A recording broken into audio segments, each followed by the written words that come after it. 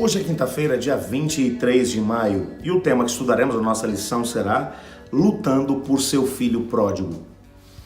Quando analisamos aquilo que estudamos durante essa semana sobre educação de filhos, nós não podemos chegar à conclusão de que porque fizemos tudo certinho, lá no final tudo vai dar certo.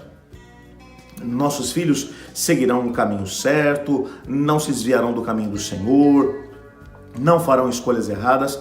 Isso não existe. Não existe nenhuma garantia de que pais e mães que fazem tudo certinho vão conseguir garantir para os seus filhos que eles andem no caminho certo do Senhor. Bem, mas o que devemos fazer quando nossos filhos acabam seguindo por caminhos equivocados? Você vai dizer, pastor, a primeira coisa que eu tenho que ver é se eu não errei nesse processo. Se é uma coisa que atrapalha muito o processo de poder resgatar os filhos pródigos, é o sentimento de culpa dos pais. Passar o tempo todo dizendo, onde foi que eu errei, o que eu deveria ter feito diferente, isso não vai mudar o quadro. O fato é o seguinte, teu filho fez escolhas erradas e está num caminho de perdição. O que fazer agora? Primeira coisa a não fazer, não fique se culpando, se auto-recriminando e dizendo, eu podia ter feito diferente. Por mais que você queira mudar o passado, você não vai poder mudar. Mesmo que você descubra que fez ou que tomou posicionamentos equivocados, agora você não pode mudar mais o passado. O máximo que você pode fazer é procurar seu filho ou sua filha e dizer de forma bem clara e com todo o temor do Senhor, dizer, filho, me perdoe, eu falhei com você no que diz respeito a isso. Mas isso provavelmente não vai mudar o quadro como um todo, porque as escolhas dele são escolhas dele. Ao olhar para a parábola do filho pródigo, nós descobrimos alguns princípios fantásticos que devem ser aplicados por pais que acabaram, de alguma maneira, educando seus filhos, mas que os filhos optaram por sair da casa do pai. Quando olhamos para Lucas capítulo 15, aquilo que é conhecido como a parábola do filho pródigo, na verdade aquilo deveria mais ser chamado de a parábola do pai com dois filhos. Os dois filhos tinham um problema com o pai.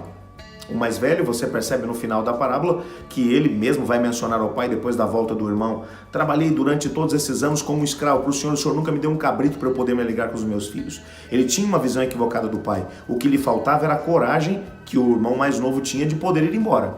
Mas ele não se sentia livre vivendo com o pai. Mas o mais novo foi embora da casa do pai. Ele pediu a sua parte dos bens e foi-se embora. O que é que o pai fez nesse processo todo? A primeira coisa que nós descobrimos é que o pai não abandonou o filho. Meu filho agora decidiu ir embora de casa e viver longe do Senhor. Agora é problema dele. Não, o pai não fez isso. Você descobre, está implícito no texto, alguns detalhes que precisamos levar em consideração. Primeiro, o filho mais velho vai mencionar, o teu filho foi embora e gastou o dinheiro com meretrizes. Como é que ele sabia disso se o texto não diz que ele foi e gastou com meretrizes? Uma outra coisa que o texto vai dizer é o seguinte, que o pai estava à espera do filho que estava retornando para casa. Como é que esse pai sabia que o filho estava voltando?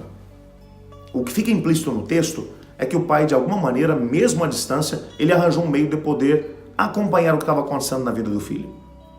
Ele, provavelmente, nesse tempo todo, ele não interferiu. O filho agora era dono do seu nariz, ele não tinha agora autoridade para poder chegar e dizer, você não vai fazer isso ou não vai fazer aquilo. Ele deu liberdade para o filho. Essa é uma parte complicada tendo o contexto da educação de filhos ou de quando os filhos fazem escolhas equivocadas. Como pais nós sofremos e a gente enxerga um pouquinho mais, às vezes a gente quer chegar lá e colocar na cabeça dele que ele tem que fazer aquilo, mas esse negócio de tem que não funciona.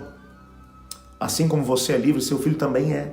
E se ele deixou já a sua casa, você tem que respeitar a decisão que ele tomou, a escolha que ele fez. O que é que você pode fazer? Primeira coisa, acompanhe de alguma maneira aquilo que está acontecendo. Você não pode ser um pai omisso, ou uma mãe omisso, ou que vai viver dentro de se esquivar daquilo que está acontecendo com o filho. Acompanhe para saber o que está acontecendo, até porque se em algum momento você tiver a possibilidade para poder aconselhar, você sabe o que está acontecendo. Mas ao mesmo tempo respeite as decisões do filho. Agora, se há uma coisa que você precisa fazer é orar por esse filho. Não tenha vergonha de convidar ou de falar com pessoas que você conheça, que são pessoas de oração, e convocá-los a orar junto com você para o seu filho. Ore muito, converse muito com o pai sobre seu filho que está longe. Até porque se tem uma coisa que o nosso Pai Celestial conhece, é essa história de filho pródigo.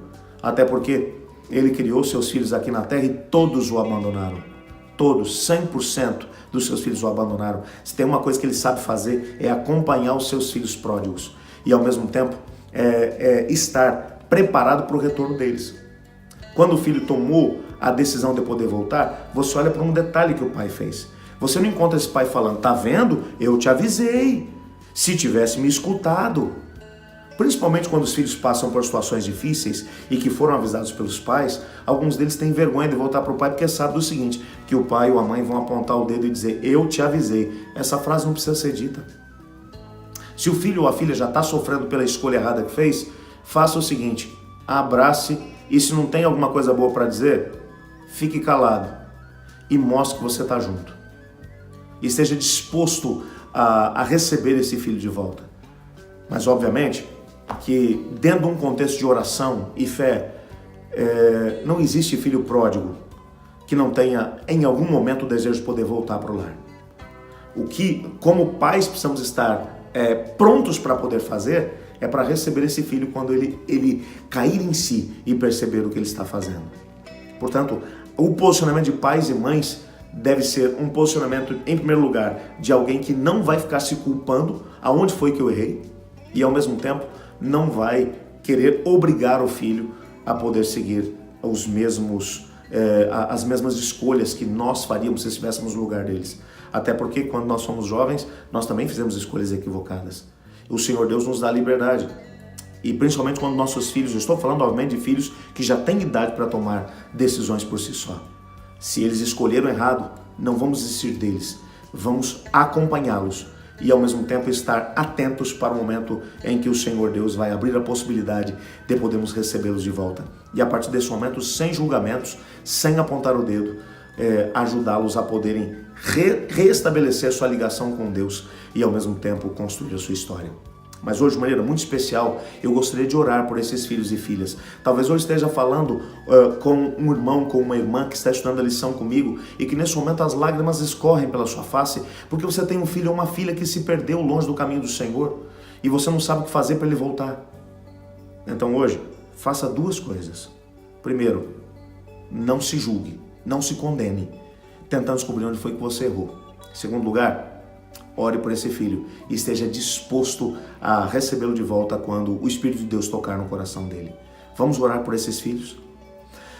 Senhor Deus, muito obrigado porque a Tua palavra mostra que o Pai tem uma paciência tremenda com os filhos pródigos. Assim como o pai da história teve paciência com aquele filho que decidiu ir para longe do Pai, nós te pedimos que o Senhor também nos dê a paciência para esperarmos pelo retorno dos nossos filhos.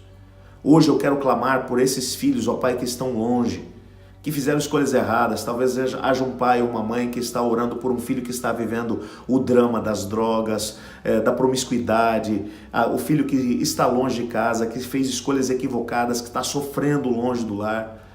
Eu te peço, Pai, que o Teu Espírito Santo toque no coração deles para que eles possam cair em si e dizer como filho pródigo, eu quero voltar para casa do meu Pai. Nesse momento, ó Pai, te peço, alcança esses filhos que estão distantes, pois é em nome de Jesus que oramos. Amém. Eu estudo a lição. E você?